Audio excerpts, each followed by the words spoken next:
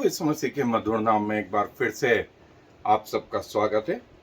और जैसा कि मैंने बताया कि हम आरंभिक कलीसिया के वो महत्वपूर्ण विषयों को देख रहे हैं जो आरंभ हुए और आज तक जारी हैं। उनमें से एक और महत्वपूर्ण विषय है, वो है सैक्रिफाइस, बलिदान। जब हम बाइबल को देखें तो हम बाइबल को 3 हिस्सों में बांट सकते हैं।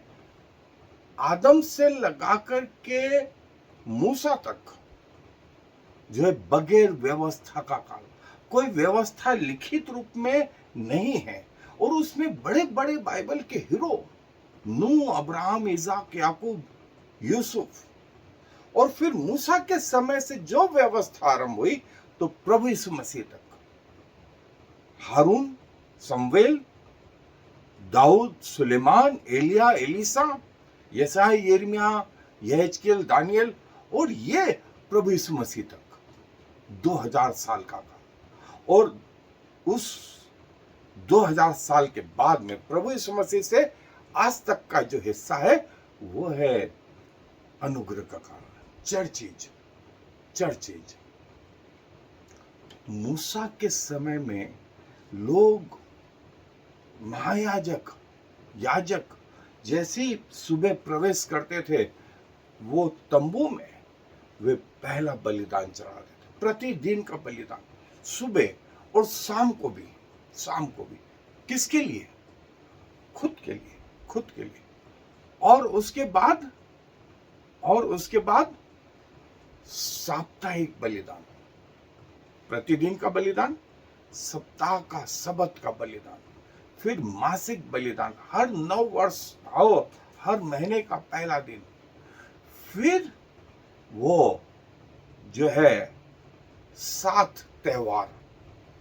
पहला त्योहार जो है पासओवर, पहले महीने के 14वें दिन फसह का त्योहार, फिर 15वें दिन से 7 दिन अखमीरी रोटी का त्योहार, फिर 8वें दिन जो है फसल काटने का त्योहार, फिर वहां से 50 दिन पेंटिकोस का त्योहार, 4 त्योहार, फिर 7वें महीने का पहला दिन तुरहियों का त्योहार, और उसके 10वें दिन प्रायश्चित, एटोनिमेंट का त्योहार, और उसके 15 दिन से 7वें दिन तक टैबरनेकल, तंबुओं का त्योहार, जो यहूदी तो आज भी मना रहे हैं।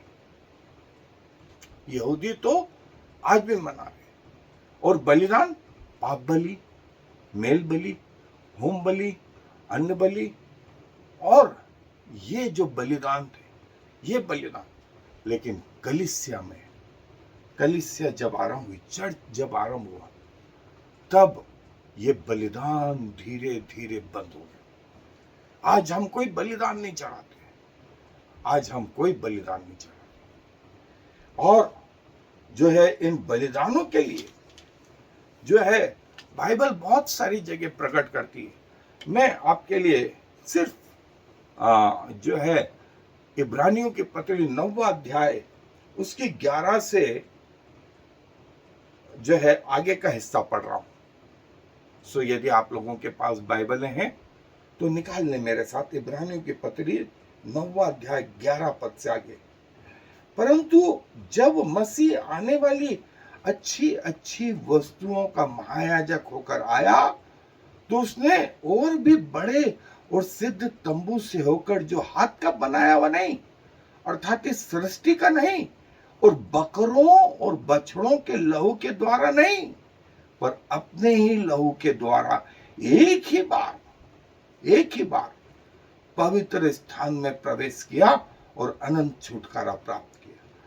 क्योंकि जब बकरों और बैलों का लहू और कलोर की राख का अपवित्र लोगों पर छिड़का जाना शरीर की शुद्धता के लिए उन्हें पवित्र करता है, तो मसीह का लहू, जिसने अपने आप को सनातन आत्मा के द्वारा परमेश्वर के सामने निर्दोष चढ़ाया, तुम्हारे विवेक को मरे हुए कामों से क्यों न शुद्ध करेगा, ताकि तुम जीवते परमेश्वर की सेवा करो। और इसी की 23वें आयत से मैं आगे पढ़ रहा हूं।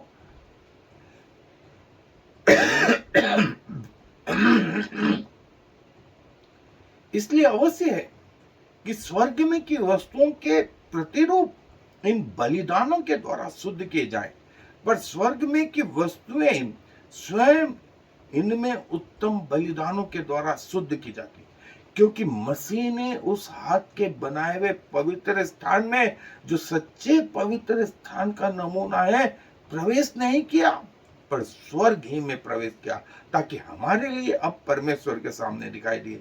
यह नहीं कि वो अपने आप को बार बार चढ़ाए, यह नहीं कि वो अपने आप को बार बार चढ़ाए, जैसा कि महायाजक प्रति वर्ष दूसरे का लहू लिए हुए पवित्र स्थान में प्रवेश किया करता था। नहीं तो जगत की उत्पत्ति से लेकर उसको बार बार दुख उठाना पड़ता, पर अब युग के अंत में वह एक ही बार प्रकट हुआ है, ताकि अपने ही बलिदान के द्वारा पाप को दूर कर दे। और जैसा मनुष्य के लिए एक बार मरना और उसके बाद न्याय का होना नियुक्त है, वैसी मसीह भी बहुतों के पापों को उठा लेने के बाद एक बार बलिदान हुआ, और जो लोग उसकी बाट जोते हैं उनके उद्धार के लिए दूसरी बार बिना पाप उठाए हुए दिखाई देगा। प्रभु यीशु मसीह भेड़ बकरियों का बलिदान लेकर नहीं, अपने लहू को लेकर के वो महापवित्र स्थान, पवित्र स्थान में प्रवेश करता है। इसलिए अब वो बलिदान कलीसिया में, चर्चेस में बंद हो गए। यहूदी लोग, मुस्लिम भाई बहन भी वो बलिदानों की प्रोसेस आज भी जारी रखे। ये जो है बाइबल की शिक्षाएं कि हमारा छुटकारा किसी और के लहू के द्वारा नहीं, पर मसीह के लहू के द्वारा होता है। इसलिए बलिदानों का चढ़ाना बंद हो गया। यदि हम बलिदान अब चढ़ाएं तो या तो ये कहते हैं कि प्रभु यीशु मसीह का बलिदान भेड़ बकरियों के समान लहू है, फिर से चढ़ाया जाए, या फिर प्रभु यीशु मसीह के लहू की इंसल्ट करते हैं। सो बहुत सावधानी से जो है कलीसिया ने इस पर जो है धीरे धीरे, और पवित्र आत्मा ने वो सारे बलिदान बंद कर दिए। आज बलिदान और त्योहार प्रभु यीशु मसीह में बंद, और बाइबल हमें ये शिक्षा देती। और क्या शिक्षा देती? आए मेरे साथ अध्ययन पे चलिए। सो दोस्तों, जो है ये एक महत्वपूर्ण शिक्षा जो है आरंभिक कलीसिया में, कि बलिदानों का चढ़ाया जाना बंद हो गया, और प्रभु यीशु मसीह जो है वो कलीसिया के लिए जो है उन्होंने एक ही बार जो है वो कहा, ये मेरी देह है जो तुम्हारे लिए दी जाती है, मेरे स्मरण के लिए यही क्या करो। ये मेरा लहू है जो तुम्हारे लिए बहाया जाता है, मेरे स्मरण के लिए यही क्या करो। और देखें, ये बलिदान जो है कलीसिया में वो बंद हो गए। प्रभु यीशु मसीह ने जो लास्ट सफर जो है स्टार्ट किया, वो आज भी जारी है। प्रभु यीशु मसीह की मृत्यु जो है काफी है, और वो परफेक्ट सैक्रिफाइस है। उसका जी उठना और महिमा के साथ में पिता के दाहिने हाथ बैठ जाना सारे बलिदानों का जो है अंत है। और जो कलीसिया है वो प्रभु यीशु मसीह के साथ जुड़ी हुई है। इसीलिए पौलुस जो है वो इस बात की शिक्षा देता है कि प्रभु यीशु मसीह हमारा बलिदान है, जो एक बार वो भेड़ बकरियों का लहू लेकर के नहीं, वरन अपना स्वयं का लहू, अपनी स्वयं की देह लेकर के गया, और जो है पूरी पवित्रता के साथ गया, इसीलिए अब सारे बलिदानों का अंत हो गया, सारे बलिदानों का अंत हो गया। और जो है कलीसिया कलीसिया चर्च अब कोई बलिदान नहीं चढ़ाते, क्योंकि प्रभु यीशु मसीह की मृत्यु जो है पूरा पूरा छुटकारा देती है। उसके लहू से जो क्रूस पे बहा, पूरा छुटकारा, पूरा छुटकारा।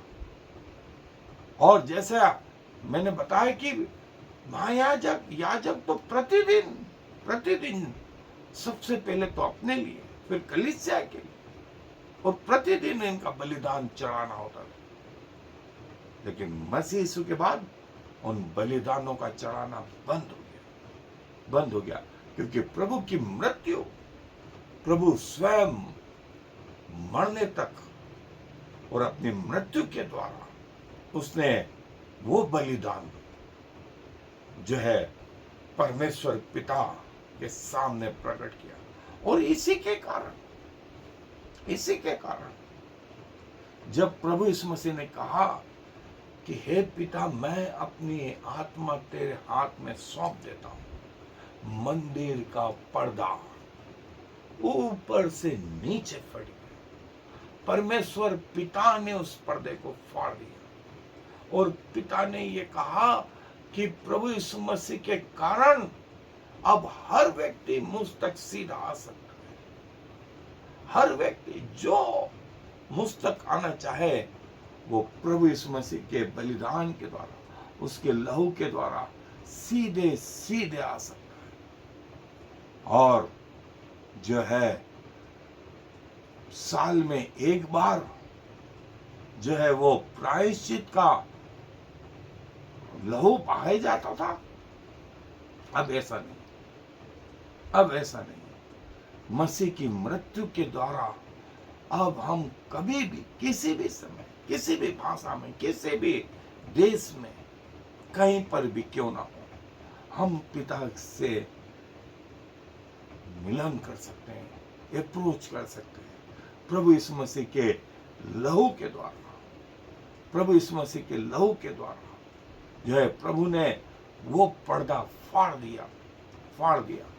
अब बलिदानों की जरूरत नहीं, अब बलिदानों की जरूरत नहीं। अब जो है प्रभु यीशु मसीह के लहू के द्वारा, मैं बार बार बोल रहा हूं, प्रभु यीशु मसीह के लहू के द्वारा, प्रभु यीशु मसीह के लहू के द्वारा, किसी और के द्वारा नहीं, किसी और के द्वारा नहीं। और हिब्रू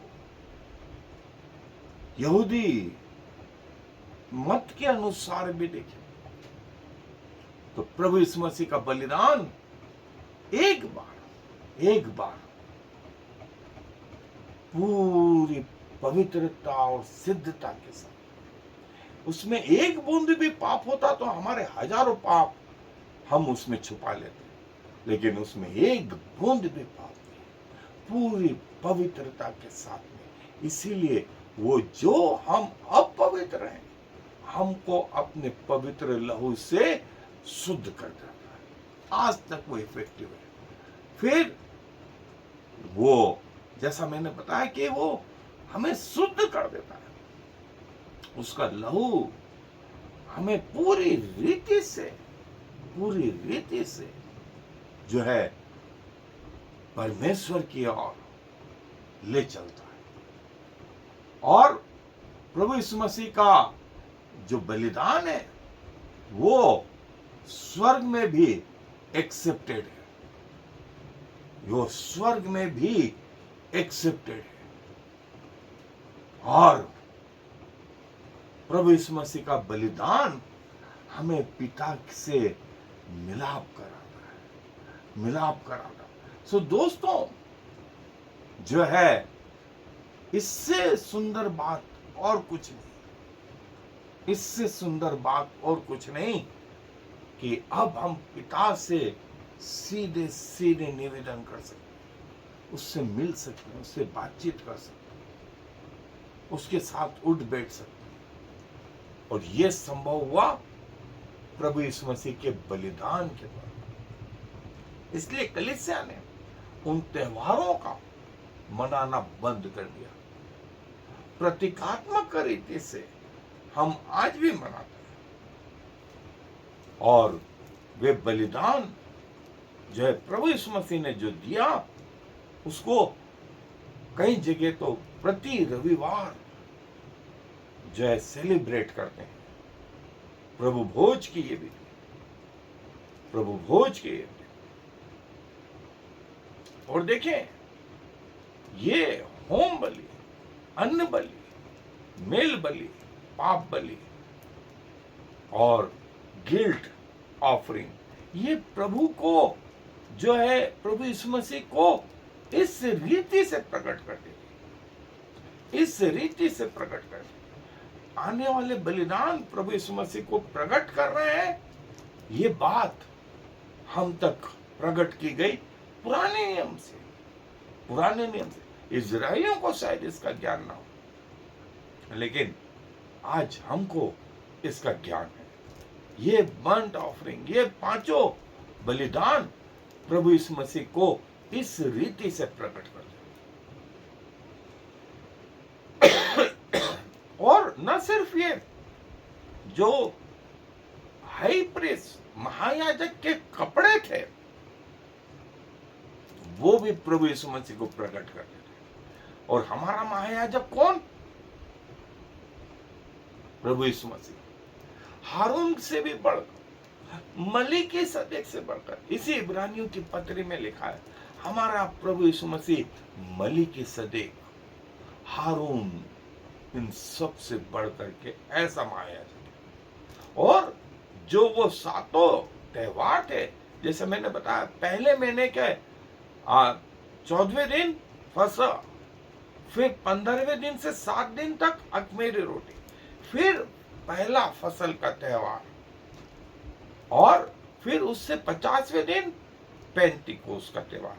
ये 4 त्योहार प्रभु यीशु मसीह के पहले आगमन को बताते थे। और फिर तुरहियों का त्योहार 7वें महीने का पहला दिन, फिर उसके 10वें दिन एटोनिमेंट, प्रायश्चित का त्योहार, और उसके 15वां दिन से 7 दिन तक तंबुओं का त्योहार। ये त्योहार इजरायली आज भी मनाते हैं, इजरायली आज भी मनाते हैं, लेकिन कलीसिया नहीं मनाती, चर्च नहीं मनाता। और चर्च इस बात को जानता है कि ये त्योहार प्रभु यीशु मसीह को इस रीति से प्रकट करते हैं। और ये किसने बताया? ये पवित्र आत्मा ने बताया, ये पवित्र आत्मा ने बताया। प्रभु यीशु मसीह का बलिदान हमारे लिए संपूर्ण संपूर्ण बलिदान है। इसलिए कलीसिया ने बलिदानों का चढ़ाना बंद हो गया, और सेक्रीफाइस या बलिदान जो चढ़ाए जाते थे, जैसे सिन ऑफरिंग मैंने बताया, वो प्रभु को कैसे प्रकट करता था, पाप बलि का बलिदान। फिर कैसे प्रभु यीशु मसीह वो परफेक्ट बलिदान है, जो है ट्रेस पास ऑफरिंग, और 5 बलिदान, 7 त्योहार, प्रतिदिन, सबत, 9 वर्ष, हर महीने, और ये सारे बलिदान, ये हमारे प्रभु यीशु मसीह को कैसे प्रकट करते थे, ये हमने संक्षेप में देखा। सो प्रभु अपने वचन पर आशीष दे। आए दुआ में अपने स्वरों को झुकाएंगे। प्रभु जी, धन्यवाद देते हैं कि आप हमारे ऐसे परमेश्वर हैं जिसने हमसे गैप नहीं रखा, और प्रभु हम जैसे लोगों के लिए अपने आप को व्यवस्था के अनुसार पूरा पूरा बलिदान किया।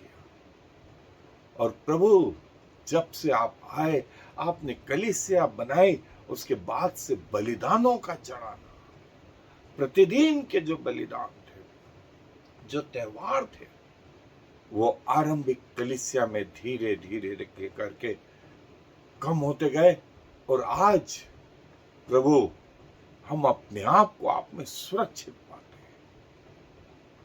धन्यवाद देते हैं प्रभु आपकी अद्भुत योजनाओं के लिए, और सारा मान सम्मान गौरव आपको देते हुए इस विनती को प्रभु यीशु मसीह के नाम से मांगते हैं। आमीन और फिर आमीन। Yivrechecha Yahweh, v'yishmerecha, Ya'er Yahweh, v'yichunecha, Yisa Yahweh, panav alecha, V'yasem lecha shalom.